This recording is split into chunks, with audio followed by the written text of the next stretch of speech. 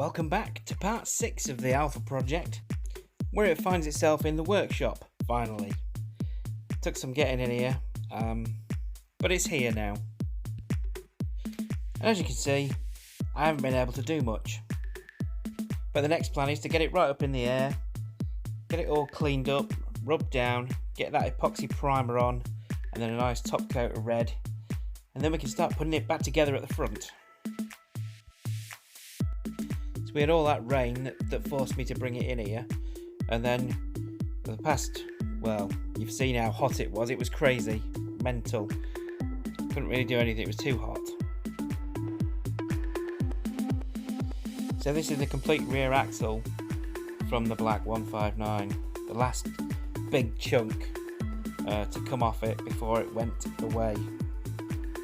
And as you can see, it's not too bad actually, as these rear trailing arms go.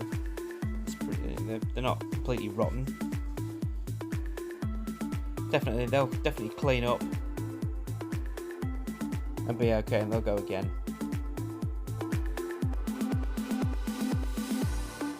It's a fairly sizable task to get the rear beam out completely in one piece. Ideally, you need the fuel tank out of the way. You could probably get it out, maybe with the fuel tank in situ, I don't know. But as I was stripping the car anyway, it all had to come out. So the fuel tank went, the beam came out, and then we could see how rusty it was underneath the fuel tank and where the beam went. It was pretty bad under there. I mean, it would all clean up and you could go again with it, but unfortunately the shell was no good. If you've got a 159 and you want it to last, this is one of the jobs that definitely needs doing, really. Taking all this out, cleaning it up underneath the fuel tank and above where the beam sits. It all needs cleaning up and protecting with the product of your choice. But it's definitely going to be worth doing, otherwise we're going to have lots of rusty 159s. So with this beam, I want to get it all stripped down, I want to get it all blasted and sorted out, make sure there's nothing seriously wrong with it anywhere, and then get it refurbished. I like to put some nice bushes in there, and the rear bushes too. I don't know if there's poly bushes available for those top arms, but we'll find out. But we managed to get the black 159 out in the end. You'll see. I know it does your head in. Look, I'm filming it now. It took us ages to get it out. The bastard with an engine crane.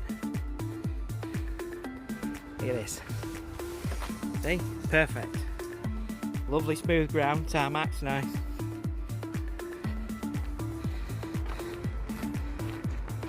Oh.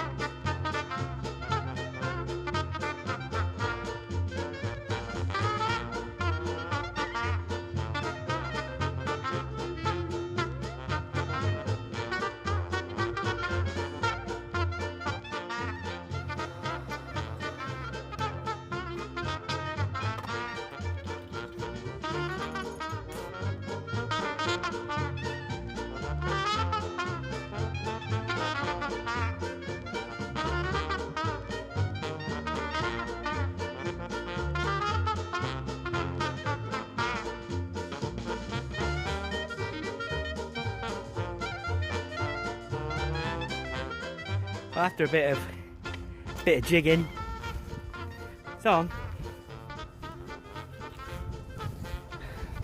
My eyes are sweating. Oh my god.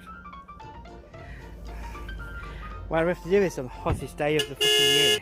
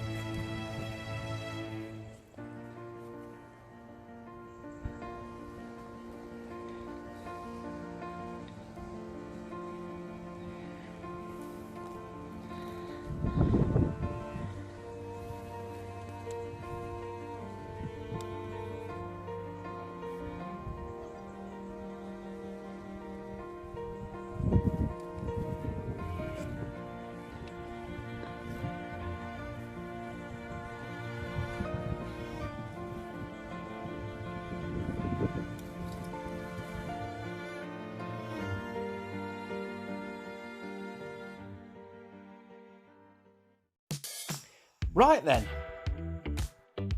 I had this lot turn up for the multipler. That's one of the other dailies, and that needed quite a bit of stuff doing to it. The MOT's due, and of course it's going to run out when we're on holiday, so I had to get it sorted out before we went. This has been a great little car. Over the years it's had just about every set of wheels I've owned on this car. They don't seem to last very long though for some reason. Don't know why that is. Rough drivers perhaps. So that's why it's ended up with its original steel wheels. So this is one of the trailing arms, and this is one of the reasons why I've not been able to get much Alfa content up recently. So I've been getting this sorted out. Nightmare.